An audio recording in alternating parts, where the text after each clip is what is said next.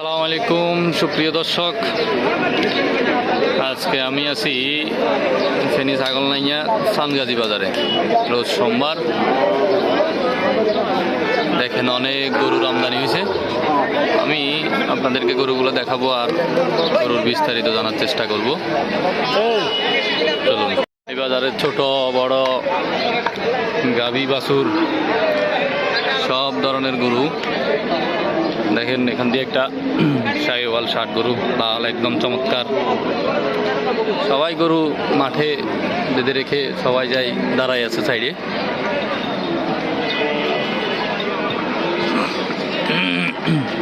মাশাআল্লাহ, এখান দিয়ে এক জোড়া গরু আছে একদম একদম সেই রকম দুইটা গরু।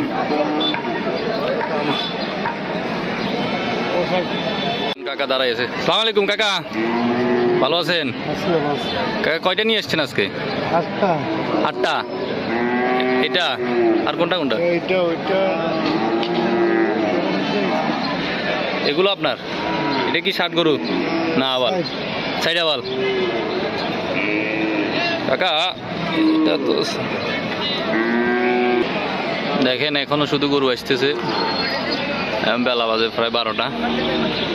এই হাট সারাটা দিন চলে। এখান দিয়ে হচ্ছে সব বলদ গরু, বড় বড় বলদ।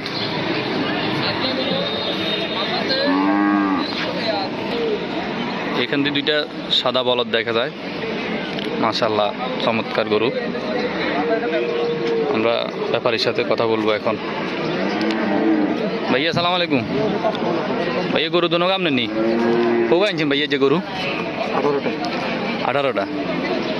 এই দুটা গরুর ভাই কি অবস্থা, দাঁড়ছে নাকি ভাই? এখন 4টা গরু কেমন ভাই? দুটাতে আনুমানিক মাংস কদ্দুর হইতে পারে? নমন। মানে দাম কত চান ভাইয়া দুটা? দাম ছিল 370। বিক্রির টার্গেট কিরকম ভাইয়া? 340। ঠিক আছে সুপ্রিয় দর্শক, দুটা গরু উনি 340 হইলে বিক্রি করব।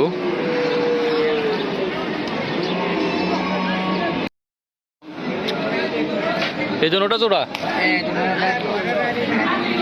কোকা আনছেন আজ? গরু গরু কয়টা আনছেন?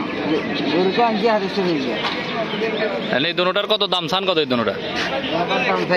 290 নি?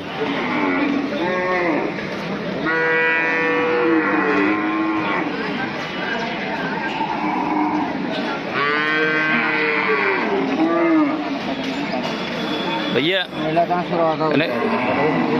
কত হইলে বিক্রি করার আশা আছে দুটা? কত লাগে বাজারে? জি, মানে দামাদামি করেই যাওয়া হয়। দুটাতে গোস্ত কদ্দুর হইতে পারে ভাইয়া? হ্যাঁ, গোস্ত গোস্ত অন্তত 10 মান। ঠিক আছে। শুধু গরু আর গরু, গরু আর গরু। দেশাল বলদ, ইন্ডিয়ান বলদ, ষাট গরু, শুধু গরু আর গরু।